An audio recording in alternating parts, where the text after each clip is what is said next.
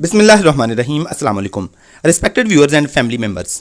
ज़रा सोचें, जब आप छोटे थे तो पसंद की चीज़, पसंद का खिलौना, पसंद का खाना मिल जाना आपके लिए बड़ी खुशी का सबब होता था। इसी को आप अपनी कामयाबी समझते। स्कूल जाने लगे तो क्लास में टॉप करना, चाहे स्टडी में चाहे खेल में, ये आपके लिए कामयाबी होता था।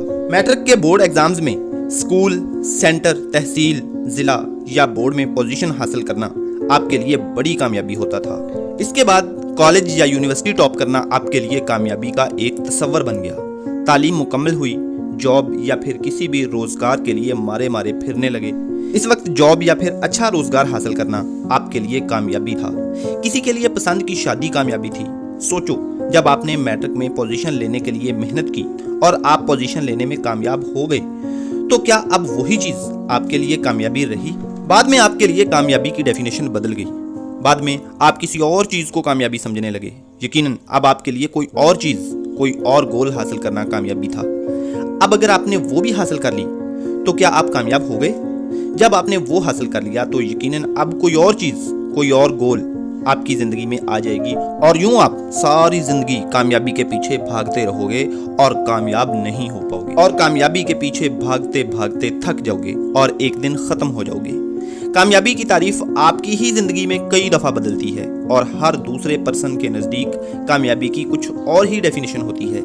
लेकिन हम में ज्यादातर लोग माली लिहाज से मजबूत हो जाने को कामयाबी समझते हैं, अच्छी जॉब और अच्छा रोजगार मिल जाने को कामयाबी समझते हैं। नो डाउट ये है, लेकिन जब आपको ये सब मिल गया तो क्या आप खुद को तब कामयाब समझोगे और रुक जाओगे, या फिर आप कुछ और हासिल करने में लग जाओगे?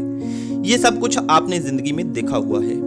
लेकिन दोस्तों, सालों की कामयाब लोगों की स्टडी और मुतालिया से ये पता चला, उलमा और बुजुर्ग दानश्वर लोग भी यही कहते हैं कि अगर आपने एक जॉब को, कारोबार को एक खास लेवल तक ले जाने को, पैसे की एक खास अमाउंट हासिल करने को कामयाबी के मुतरादिफ जाना तो आप बहुत बड़ी गलती पर होंगे और फिर आप कामयाबी के पीछे भागते ही रहेंगे।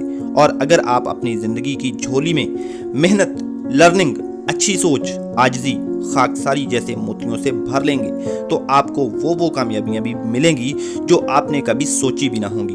क्योंकि हम अक्सर कामयाबी की तलाश में ये गलती कर जाते हैं कि कामयाब होने के लिए जो चीज़ ज़रूरी है, कामयाब होने के लिए इंसान को जैसा होना ज़रूरी है वैसे हम बनते ही नहीं।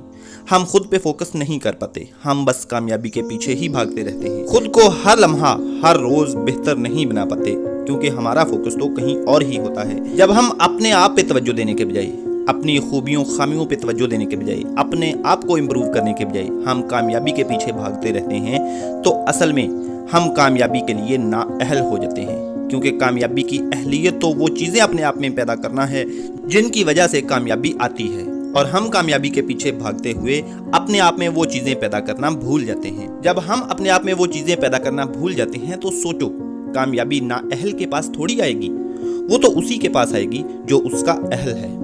अल्लाह ताला हम सब को समझ और हदायत अता फरमाए। अगली वीडियो तक के लिए भाई को इजाज़त दीजिए। Wish you all the very best. अल्लाह हाफिज़।